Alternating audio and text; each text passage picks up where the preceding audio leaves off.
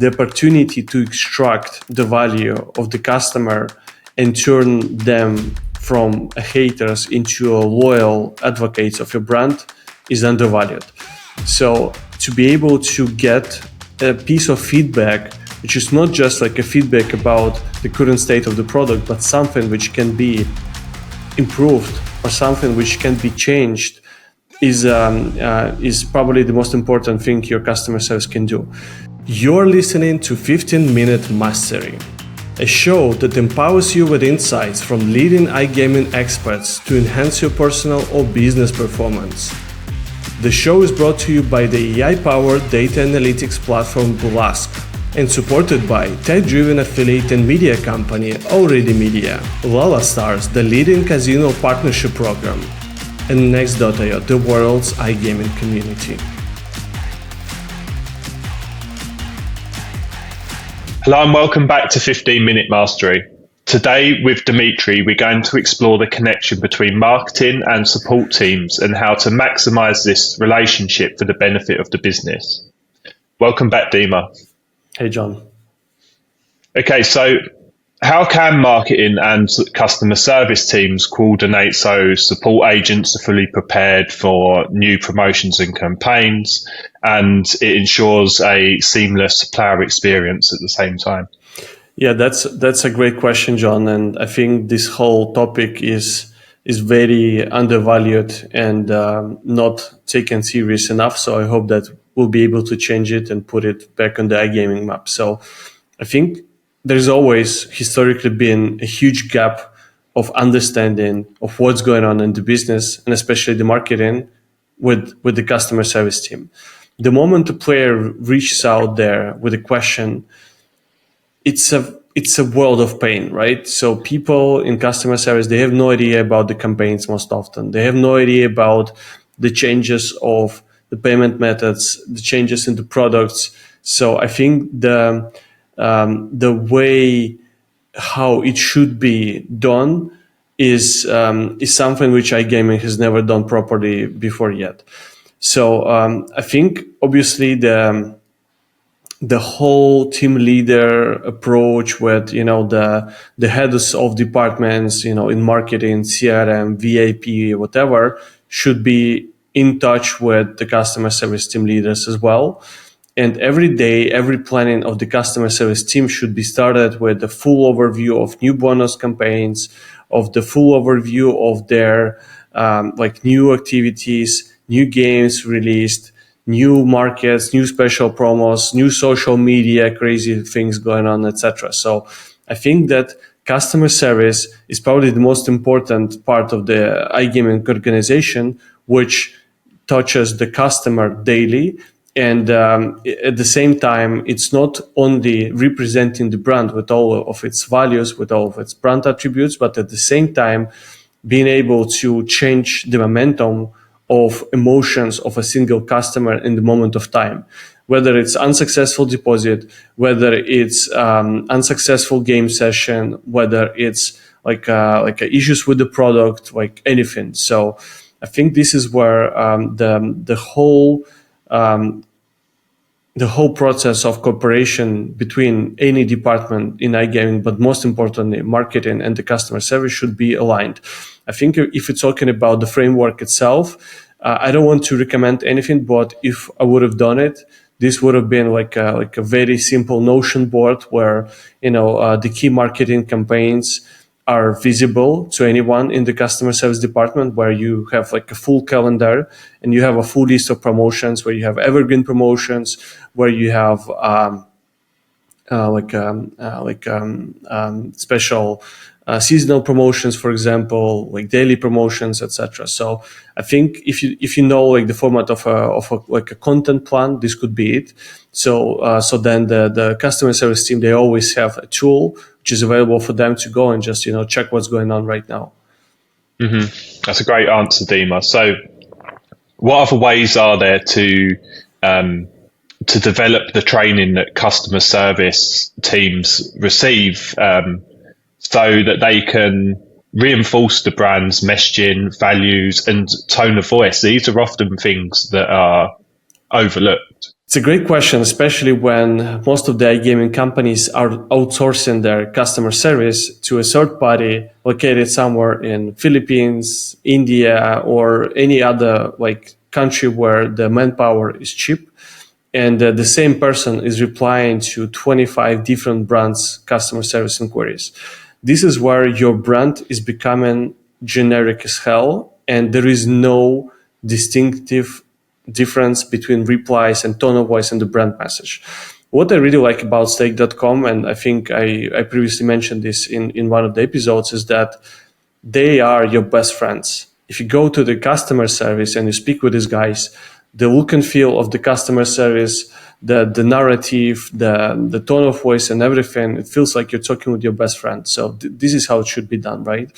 And if your brand is brutal, if your brand is very like crazy from the outside world communication perspective, when customer reaches out to your customer service and then you have like butterflies flying all over the chat, it's not going to work, right? So you break in the narrative, and people, they feel like they operate in two different worlds. So I feel like many companies, they underestimate a full power of 360 narrative given to a customer through every single piece and the step of the user journey, including the customer service. Yeah, and it's not just customer service who can help deliver your message, right? But they can help inform the marketing department also. So how do you establish these effective feedback loops so that insights from player interactions within customer service inform marketing campaigns and strategy? Yeah, I think maybe this is some sort of the legend. Maybe someone in comments can say if it's true or not. But someone told me that Denise Coles herself, she sometimes visited customer service to be able to speak with the customers. So I think the opportunity to extract the value of the customer and turn them from haters into a loyal advocates of your brand is undervalued. So to be able to get a piece of feedback, which is not just like a feedback about the current state of the product, but something which can be improved or something which can be changed, is probably the most important thing your customer service can do. So I think it's very easy to establish like a funnel through which a customer service agent, for every contributed piece of information, is getting like a little bonus incentive, right? So you contributed 5 every day, you get your like $5 bonus or whatever, right? So I think you need to be able to create that feedback loop, and for someone who creates the most interesting and the most important piece of the feedback coming from the customer, like gets like a promotion or something. So I think I would have tackled it that way, and I would have incentivized like a feedback loops coming from the customers through the customer service. And looking at that from the perspective of a marketer, what data essentially are you looking for from the customer service team? How are you using that feedback and implementing it within a campaign? I think it's more than just a campaign, to be honest, because I think the most of the feedback comes straight about the product and its status, and especially UX improvements. If the users are coming from a very sports crazy kind of a driven country like UK or India, they will be talking a lot about the sports, about the yachts, about the markets availability, etc. So I don't think it's too useful for the marketing department, and this is probably mostly given to like product and the other operational teams. But when it comes down to marketing, I think usually this is something where the terms and conditions are not easy to understand. The bonuses are misleading. The bonuses are not good enough compared to the market. So that kind of a feedback based on the duration of your campaign can be given like either weekly or monthly. Because if you have like a campaign which is the yearly campaign, which you spend a lot of time and effort shooting like a great like advertising, like a TV commercial spot, etc. You really need to, be able to change on the go, but not immediately. You need to see how the campaign works and whether these people who are messaging you right now are just like haters or just demanding too much, which is happening a lot in our industry.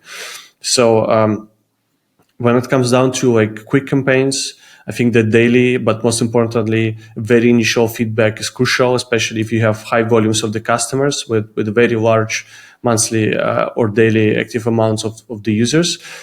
This feedback should be given immediately, and the changes, especially like in the mediums where you can do these changes really fast, like social media, on your website, your promotions tab, and your slider on your website, etc.